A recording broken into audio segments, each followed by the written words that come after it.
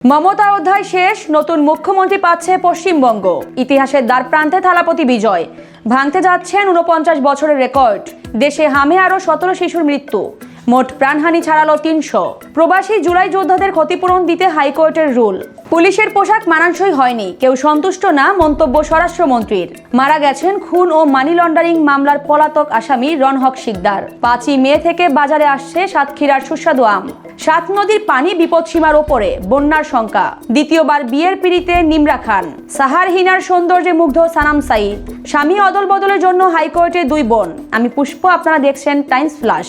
মমতার অধ্যায় শেষ, নতুন মুখ্যমন্ত্রী পাচ্ছে পশ্চিমবঙ্গ।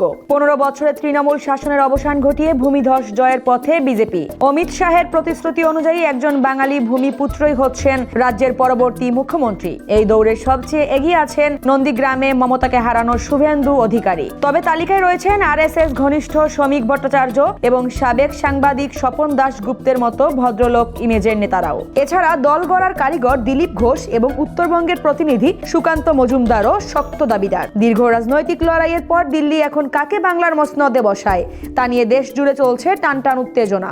ইতিহাসের দ্বারপ্রান্তে থালাপতি বিজয়। ভাঙতে যাচ্ছেন ৪৯ বছরের রেকর্ড। প্রাথমিক ফলাফলে ভারতের তামিলনাড়ুর বিধানসভা নির্বাচনে তার দল টিভিকে ১০৮টি আসনে এগিয়ে থেকে সংখ্যাগরিষ্ঠতার পথে। এর মাধ্যমে তিনি ১৯৭৭ সালে এমজিআর এর গড়ার রেকর্ডের পর প্রথম অভিনেতা হিসেবে সরাসরি মুখ্যমন্ত্রী হওয়ার গৌরব অর্জন করতে যাচ্ছেন। ২০০৯ সাল থেকে তৃণমূল পর্যায়ে সুপরিকল্পিত প্রস্তুতির পর দুর্নীতি ও বেকারত্ব বিরোধী অবস্থানের মাধ্যমে ডিএমকে ও এআইএডিএমকে দীর্ঘদিনের দ্বিমেরু রাজনীতিতে ধস নামিয়েছেন তিনি। বিজয়ের এই জয় দক্ষিণ ভারতের রাজনীতিতে এক নতুন যুগের সূচনা করছে। দেশে গত ২৪ ঘন্টায় হাম ও এর উপসর্গে ১৭ শিশুর মৃত্যু হয়েছে। এদের মধ্যে ১২ জন ঢাকা ও ৫ জন চট্টগ্রাম বিভাগের। স্বাস্থ্য অধিদপ্তরের তথ্য মতে গত ৫০ দিনে মোট প্রাণহানি দাঁড়িয়েছে ৩১১ জনে। সর্বশেষ একদিনে ১৩০২ শিশুর মধ্যে উপসর্গ দেখা গেছে, যার মধ্যে সর্বোচ্চ ৬১৮ জন ঢাকা বিভাগের। এছাড়া চট্টগ্রাম, রাজশাহী ও বরিশালেও বাড়ছে সংক্রমণ। বর্তমানে দেশের ৮ বিভাগে হাসপাতালে ভর্তি ১০২৬ জন। একই সময়ে সুস্থ হয়ে বাড়ি ফিরেছে ১০৬১ জন। ২০৮ প্রবাসী জুলাই যোদ্ধাকে ২৫ লাখ টাকা করে ক্ষতিপূরণ দিতে রুল জারি করেছে হাইকোর্ট। জুলাই গণ অভ্যুত্থানে সংহতি জানিয়ে প্রবাসে কারা নির্যাতন ভোগ করে দেশে ফেরা এসব বীরদের যথাযথ সম্মান ও আর্থিক সহায়তা নিশ্চিত করতে হাইকোর্টের একটি বেঞ্চ এ রুল জারি করেন। রিটের পক্ষে শুনানি করেন ব্যারিস্টার এইচ.এম. সানজিদ সিদ্দিকী। তিনি জানান, জুলাই আন্দোলনের সংহতি জানিয়ে প্রবাসে কারাবরণকারী ২০৮ জনকে সরকার জুলাই যোদ্ধা হিসেবে স্বীকৃতি দিয়েছে।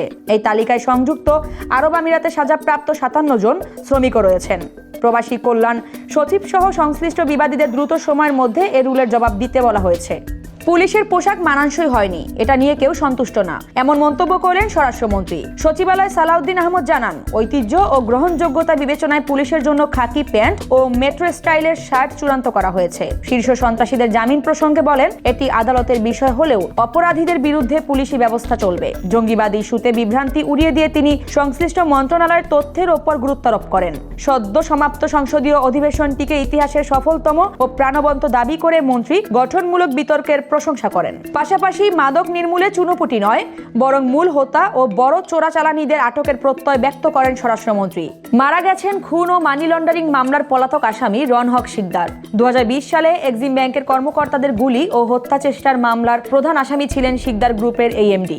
এরপর থেকেই তিনি থাইল্যান্ড ও আমিরাতে পলাতক ছিলেন। ন্যাশনাল ব্যাংকের সাবেক এই পরিচালকের বিরুদ্ধে দুর্নীতি ও মানি লন্ডারিং প্রতিরোধ আইনে একাধিক মামলা চলমান। গ্রেফতারি পরোয়ানা মাথায় দুবাইয়ে তার মৃত্যু হয়। ১ সপ্তাহ ধরে তিনি লিভার সংক্রান্ত জটিলতায় ভুগছিলেন বলে জানা গেছে। ৫ই মে থেকে বাজারে আসছে সাতক্ষীরার সুস্বাদু আম। জেলা প্রশাসনের ঘোষিত আম ক্যালেন্ডার অনুযায়ী প্রথম ধাপে গোবিন্দভোগ, গোপালভোগ ও বোম্বাই সহ স্থানীয় জাতের আম সংগ্রহ শুরু হবে। এরপর ২০ মে হিমসাগর, ল্যাংড়া ২৭ মে এবং আম্রপালি বাজারে আসবে ৫ জুন থেকে। এবার জেলায় ৭০,০০০ মেট্রিক টন উৎপাদনের লক্ষ্যমাত্রা এবং ১০০ টন বিদেশে রপ্তানি পরিকল্পনা করছে কৃষি সম্প্রসারণ অধিদপ্তর। আবহাওয়া ও মাটির বিশেষ গুণের কারণে এই জেলায় আম আগেভাগেই পাকতে শুরু করে। তবে অপরিপক্ক আম বাজারজাতকরণ রোধে কঠোর নজরদারি থাকবে বলে জানিয়েছেন জেলা প্রশাসক। বিপদসীমার ওপরে ৭ নদীর পানি। দেশের উত্তর পূর্বাঞ্চলে দেখা দিয়েছে বন্যার শঙ্কা। পানি উন্নয়ন বোর্ড জানায়, গত ২৪ ঘন্টায় নেত্রকোনা ও হবিগঞ্জের রেকর্ড করা হয়েছে সর্বোচ্চ ৭৪ মিলিমিটার বৃষ্টিপাত। ফলে সুনামগঞ্জ, নেত্রকোনা ও হবিগঞ্জের 7টি নদীর পানি 8টি পয়েন্টে বিপদসীমা অতিক্রম করেছে। বর্তমানে সুতাং নদী 83 সেন্টিমিটার এবং মগরা নদী 79 সেন্টিমিটার ওপর দিয়ে প্রবাহিত হচ্ছে। এছাড়া কালনী ও নলজুর নদীর পানিও ক্রমাগত বাড়ছে। আবহাওয়া পূর্বাভাস অনুযায়ী আগামী কয়েকদিন দেশ জুড়ে মাঝারি থেকে ভারী বর্ষণ অব্যাহত থাকতে পারে। বৃষ্টিপাত দীর্ঘস্থায়ী হলে হাওর অঞ্চলের বিদ্যমান বন্যা পরিস্থিতির আরও অবনতি হওয়ার আশঙ্কা করা হচ্ছে। আবারও বিয়ের পিড়িতে নিমরা খান। ইনস্টাগ্রামে বিয়ের ছবি শেয়ার করে নিজেই নতুন জীবনের ঘোষণা দেন এই পাকিস্তানি অভিনেত্রী। ছবিতে গোলাপি পোশাকে সজ্জিত অভিনেত্রী স্বামীর মুখ আড়াল রাখলেও ক্যাপশনে লেখেন, এই গল্পটি আল্লাহ অনেক আগেই লিখে রেখেছিলেন। এই তারকা বর্তমানে ভক্তদের অভিনন্দন ও ভালোবাসায় ভাসছেন। এর আগে 2020 সালে লন্ডনের এক পুলিশ কর্মকর্তার সঙ্গে তার প্রথম বিয়ে হলেও তা স্থায়ী হয়নি। এহরাম এ জুনুন খ্যাত এই অভিনেত্রী জীবনের নতুন সূচনায় সবার কাছে দোয়া ও আশীর্বাদ প্রার্থনা করেছেন। সাহার হিনার সৌন্দর্যে মুগ্ধ সানাম সাঈদ। পাকিস্তানি নাট্যজগতের এই দুই উদীয়মান তারকার রূপের প্রশংসা করে সানাম বলেন, মারাত্মক আকর্ষণীয় চেহারা। সম্প্রতি ইনস্টাগ্রামে নিজের এই অভিমত ব্যক্ত করেন জিন্দেগি গুলজার হ্যায় খ্যাত এই সুপারস্টার। সানাম মনে করেন, ছোট পর্দায় আকর্ষণীয় উপস্থিতির কারণে হিনা সাহারি এখন সবচেয়ে নজরকাড়া মুখ। লাক্স স্টাইল অ্যাওয়ার্ড জয়ী এই গুণী অভিনেত্রীর এমন অমায়িক ও উদার মানসিকতা ভক্তদের মাঝে আবারও দারুণভাবে প্রশংসিত হচ্ছে। স্বামী অদল বদলের জন্য হাইকোর্টে দুই বোন। ভারতের মধ্যপ্রদেশ হাইকোর্টের গোয়ালিয়র বেঞ্চে দতিয়ার এক ব্যক্তির দায়ের করা হেবিয়াস কর্পাস মামলায় উঠে এলো এমন তথ্য। ওই ব্যক্তি তার স্ত্রী ও সন্তানকে অপহরণের অভিযোগ করলেও আদালতে হাজির হয়ে স্ত্রী জানান তিনি স্বেচ্ছায় বোনের স্বামীর সাথে থাকছেন।